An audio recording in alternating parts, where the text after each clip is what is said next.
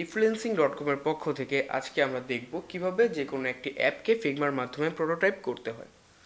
তো এখন আমরা চলে যাচ্ছি ব্রাউজারে এবং সার্চ করে নিচ্ছি ফিগমা লিখে।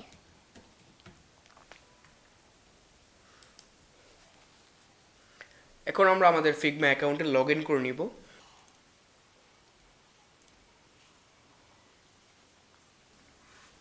লগ ইন করার পর আমাদেরকে সরাসরি নিয়ে আসবে ফিগমার হোম পেজে।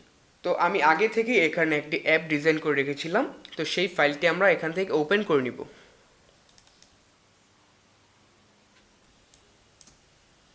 তো এই ছিল আমার অ্যাপ ডিজাইন ফাইলটি এবং এগুলো হচ্ছে আমার ডিজাইন। তো আমরা যদি এখন এর প্রিভিউ দেখি তাহলে আমরা দেখতে পারবো যে আমরা এগুলোকে মুভমেন্ট করতে পারছি না।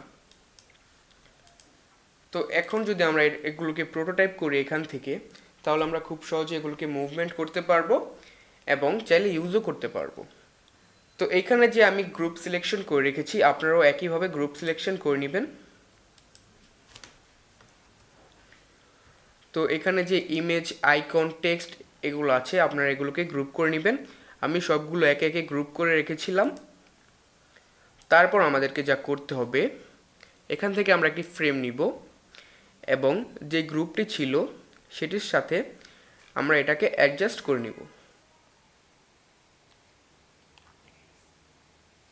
তো আমি এই গ্রুপটার সাথে এই ফ্রেমটিকে অ্যাডজাস্ট করে নিলাম এবং এই গ্রুপটিকে সিলেক্ট করে এই ফ্রেমের মধ্যে ঢুকিয়ে দিলাম।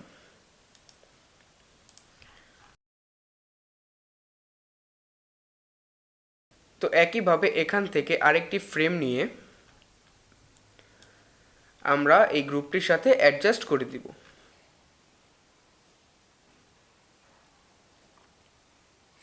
তো এই গ্রুপটির সাথেও আমি এই ফ্রেমটিকে অ্যাডজাস্ট করে দিলাম। তারপর এই গ্রুপটিকে সিলেক্ট করে আমরা নিয়ে আসবো এই ফ্রেমের মধ্যে।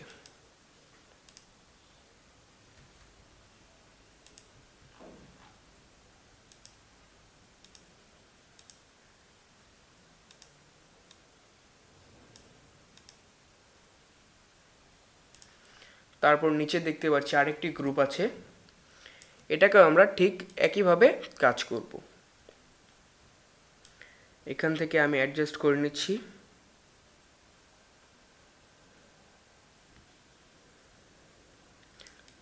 আমাদের খেয়াল রাখতে হবে যে এক পিক্সেলও যাতে এখান থেকে বাদ না পড়ে।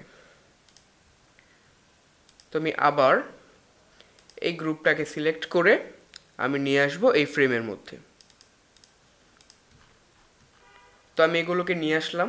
তো এখন আমি যদি এই গ্রুপকে সিলেক্ট করে এখান থেকে প্রোটোটাইপে সিলেক্ট করব, তারপর এখানে আমরা দেখতে পাচ্ছি ওভারফ্লো স্ক্রলিং। তো এটার নিচে আমরা একটি অপশন দেখতে পাচ্ছি, এখানে আমরা ক্লিক করে যদি আমরা হরাইজন্টাল স্ক্রলিংয়ে ক্লিক করি তাহলে খুব সহজে এটাকে আমরা মুভমেন্ট করতে পারবো। একইভাবে আমরা অন্যদেরকেও এভাবে হরাইজন্টাল স্ক্রলিং করে এখান থেকে হরাইজন্টাল স্ক্রলিং করে দিচ্ছি এবং এটাকেও আমরা করে দিব। তাহলে আমরা দেখতে পারবো খুব সহজে আমরা এই শেপগুলোকে অথবা এই ইমেজ, টেক্সটগুলোকে আমরা মুভমেন্ট করতে পারবো। তো তারপরে আমরা যা করব তা হচ্ছে এখানে যে হোম আইকনটা আছে সেটাতে আমরা ডাবল ট্যাপ করব এবং দেখতে পারবো যে এখানে একটি প্লাস আইকন আসছে। তো সেটাকে ক্লিক করে আমরা নিয়ে আসবো আমাদের হোম পেজে। এখান থেকেও সেই হোম আইকনে আমরা ডাবল ট্যাপ করব অথবা ডাবল প্রেস করব এবং সেখান থেকে একটি অ্যারো আসবে, সেটাকে আমরা নিয়ে আসবো আমাদের হোম পেজে। তো এখানে আমরা অ্যাড করে দেব। তারপর আমরা যা করব তা হচ্ছে এখানে আমরা যে ইমেজটি দেখতে পাচ্ছি সেটার উপর আমরা ডাবল ক্লিক করব এবং সেটাকে নিয়ে আসব ডিসিশন পেজে। তারপর আমরা এখানে যে সার্চ আইকন দেখতে পাচ্ছি সেটাকে আমরা ডাবল ক্লিক করে আমরা নিয়ে আসব সার্চ বারে অথবা এই পেজটিতে এবং এখানের ইমেজটাতে আমরা ক্লিক করে আমরা আবার নিয়ে আসব আমাদের এই সেকশনটিতে অথবা এই পেজটিতে। তাহলে কি হবে, আমরা যদি এর প্রিভিউটা দেখি তাহলে খুব সহজেই আমরা এগুলোকে মুভমেন্ট করতে পারবো এবং বিভিন্ন আইকনে ক্লিক করে আমরা এক পেজ থেকে অন্য পেজে যেতে পারবো। তো এইখানে আমরা যে আইকনটি দেখতে পাচ্ছি সেটা তো আমরা ডাবল ক্লিক করে এটা নিয়ে আসবো আমাদের সার্চ পেজে। তো এখন আমরা দেখব প্রিভিউ। তো আমরা যদি নিচের হোম আইকনে ক্লিক করি তাহলে এটা আমাদের নিয়ে আসছে একদম হোম পেজে। তো এখান থেকে আমরা খুব সহজেই মুভমেন্ট করতে পারছি। তারপর যদি আমরা সার্চ বারে ক্লিক করি তাহলে আমাদের নিয়ে আসছে অল ডেস্টিনেশনে এবং এখান থেকে চাইলে আমরা সার্চ করে নিতে পারবো। তারপর যদি আমরা এখান থেকে যে কোনো একটি প্লেস সিলেক্ট করি তাহলে আমাদেরকে নিয়ে আসবে ডিসিশন পেজে। ডিসিশন পেজটা হচ্ছে এমন একটি পেজ যেখান থেকে আমরা ডিসিশন নেব যে এই প্যাকেজটি আমরা কিনবো কি না।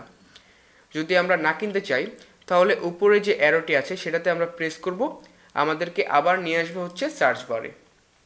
তো এভাবে আমরা খুব সুন্দরভাবে একটি অ্যাপ ডিজাইন করতে পারি এবং ফ্রিল্যান্সিং করে অনেক টাকা আর্ন করতে পারি।